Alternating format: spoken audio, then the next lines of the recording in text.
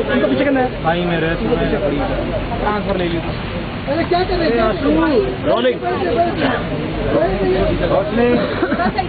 पिछले 5-6 महीने में। अरे आपको ऑडियो नहीं आ रहा है? घूम रहा था और लोकसभा के जो नतीजे आए, दिल्ली के नतीजे, उन सब से एक चीज़ नज़र आ रही है। मैं पूरे देश में घूमा, खूब सारे लोगों से बातचीत की। लोग ये कहते हैं जी आप सब लोग बहुत ईमानदार हैं और आप सब लोगों में हिम्मत भी बहुत है, इस देश की बड़ी बड़ी शक्तियों को चैलेंज किया है। लेकिन काफ़ी लोग काफ़ी नाराज़ नज़र आ रहे हैं हम लोगों से। लोगों का कहना है कि आपने इस्तीफ़ा क्यों दिया, आप सरकार छोड़ के क्यों गए। लोग कहते हैं कि आप भाग गए, आपने हम लोगों को मझधार में छोड़ दिया। इस बात को लेके अच्छी खासी नाराज़गी है लोगों के अंदर। आज मैं दिल्ली के लोगों से और देश के लोगों से उसके लिए माफ़ी मांगना चाहता हूँ। हमसे गलती हुई, उस गलती के लिए हम माफ़ी मांगते हैं। जब हमने सरकार छोड़ी थी, हमने नैतिकता के आधार पर छोड़ी थी। हमने सोचा था कि हमें अपने प्रिंसिपल से कॉम्प्रोमाइज़ नहीं करेंगे, लेकिन हमें नहीं पता था कि उसको इस तरह से लोग मिस इंटरप्रेट करेंगे। तो मैं उसके लिए लोगों से माफ़ी मांगता हूँ। अब चुनावों के जब मैंने ये जानने की कोशिश की कि लोग नाराज़ क्यों हैं, तो पता चला कि हम लोग बिजली के बिल आधे करके गए थे। हम लोगों ने 49 दिन के सरकार में पानी फ्री कर दिया था लोगों के लिए। 49 दिन की सरकार में पुलिस वालों ने और अन्य लोगों ने, अन्य सरकारी कर्मचारियों ने पैसे लेने, रिश्वत लेनी बंद कर दी थी। लेकिन जैसे ही हमने सरकार छोड़ी, वैसे ही कांग्रेस की जो यूपीए की सरकार थी केंद्र में, उन्होंने राष्ट्रपति शासन लगा दिया और दिल्ली के लेफ्टिनेंट गवर्नर के थ्रू उन्होंने बिजली के बिल फिर से बढ़ा दिए। जनता पे फिर से मुसीबत आ गई, पानी के बिल फिर से बढ़ा दिए। और पुलिस वालों ने लोगों को जा के ये कह के तंग करना चालू कर दिया कि बुला लो अपने केजरीवाल को, देखते हैं अब तुम्हें कौन बचाता है इस रिश्वतखोरी से। बहुत सारे लोगों ने, व्यापारियों ने बताया कि साहब सेल्स टैक्स वालों ने इतनी रेड करनी चालू कर दी। 10-10 सेल्स टैक्स के अधिकारी आते थे और ताने देते थे हमको कि बुला लो अपने केजरीवाल को, अब हम देखते हैं तुमको कौन बचाता है। एक ऐसा माहौल तैयार किया गया हम लोगों के खिलाफ। तो लोगों को ये लगा कि केजरीवाल हमें मझधार में छोड़ के चला गया, केजरीवाल हमें बीच में छोड़ के चला गया। अब जब से लोकसभा के चुनाव खत्म हुए हैं, मैं दिल्ली में घूम रहा हूँ और पिछले हफ्ते भर से मीडिया में कुछ रिपोर्ट्स आ रही हैं, सरकार बनने वाली है, सरकार बनने वाली है।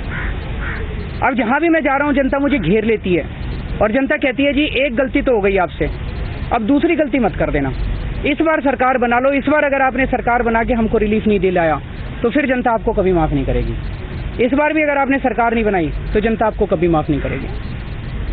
हमने सोचा कि इस बार हम निर्णय, इस्तीफे के दौरान हमने सबसे बड़ा गलती है कि हमने जनता से नहीं पूछा।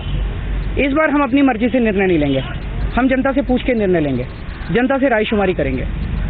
तो इसीलिए हम लोगों ने परसों एक चिट्ठी बनाई थी जो शायद कल सुबह एलजी के यहाँ डिलीवर हुई थी कि हम लोग जनता से रायशुमारी करना चाहते हैं कि दिल्ली में सरकार बने या ना बने।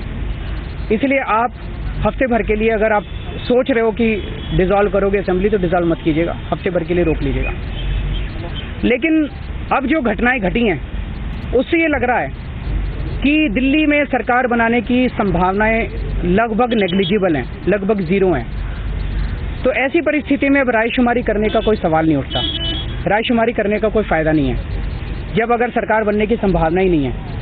तो अभी विधायक मंडल की मीटिंग हुई थी हमारी और सब लोगों ने अब ये फैसला किया है कि चुनाव की तैयारी करो, चुनाव में जाएंगे, जनता के बीच में जाएंगे, आने वाले हफ्ते 10 दिन में पूरी दिल्ली में खूब सभाएं करेंगे, सभाओं में जाके दिल्ली की जनता से माफ़ी भी मांगेंगे और आगे उनको भरोसा दिलाया जाएगा कि इस बार पूर्ण बहुमत दीजिए और 5 साल की सरकार बनाएंगे। देश में पहली भ्रष्टाचार मुक्त और सबसे विकास करने वाली सरकार दिल्ली के अंदर बनाई जाएगी। तो यही अभी विधानसभा सरकार बनाने के लिए कई सारी पॉसिबिलिटीज थी, लेकिन वो पॉसिबिलिटीज अब नजर नहीं आ रही हैं। आपको लगता है कि कांग्रेस समर्थन देने वाली चीजों से मना कर दिया? सर, क्या कांग्रेस अभी भी सपोर्ट करे तो क्या सरकार बनाएंगे? ये हाइपोथेटिकल क्वेश्चन है।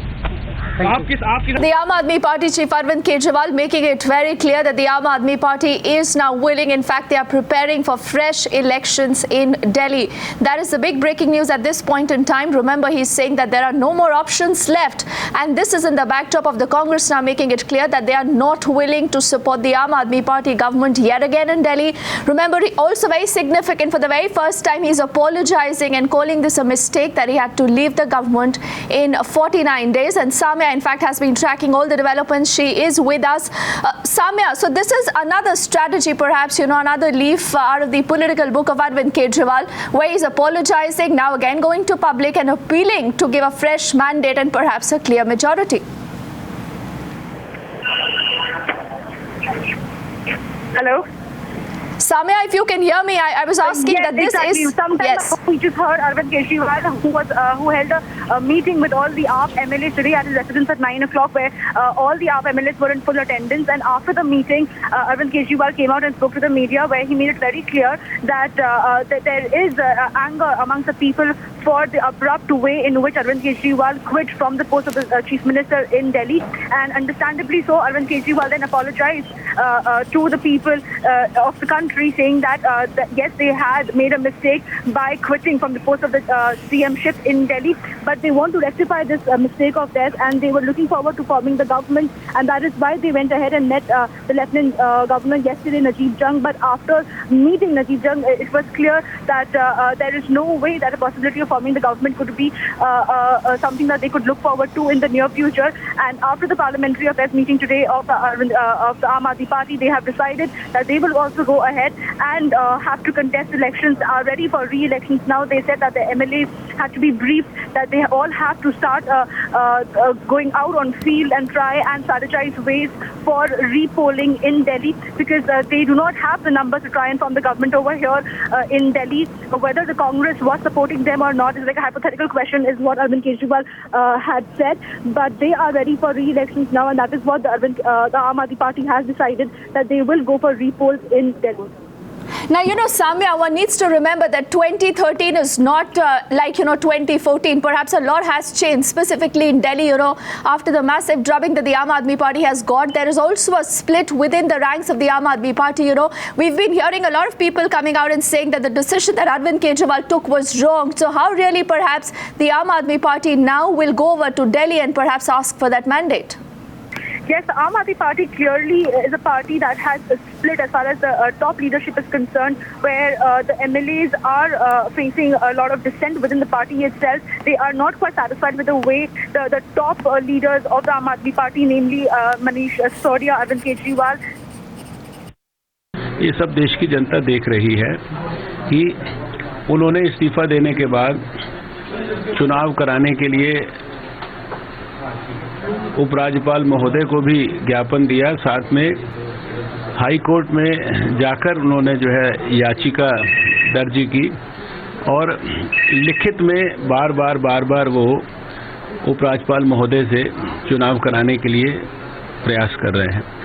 और अब वो कहते हैं कि असेंबली भंग नहीं होनी चाहिए, हम दिल्ली की जनता से पूछेंगे। अच्छा है, दिल्ली की जनता से पूछेंगे। दिल्ली की जनता ने जो अभी इतना बड़ा रेफरेंडम करके उनको फैसला दिया है और 7-0 का रिजल्ट दिया है, मुझे लगता है कि ये भी एक बहुत बड़ा रेफरेंडम था, लेकिन उनका रेफरेंडम तो ऐसा है कि जिसमें वो गली मोहल्ले में जाकर अपने लोगों से पूछकर और जो फैसला वो अपने घर में तय करते हैं, उस रिजल्ट को वहाँ से लाते हैं। लेकिन जनता बहुत समझदार है इस देश की, आपने देख लिया।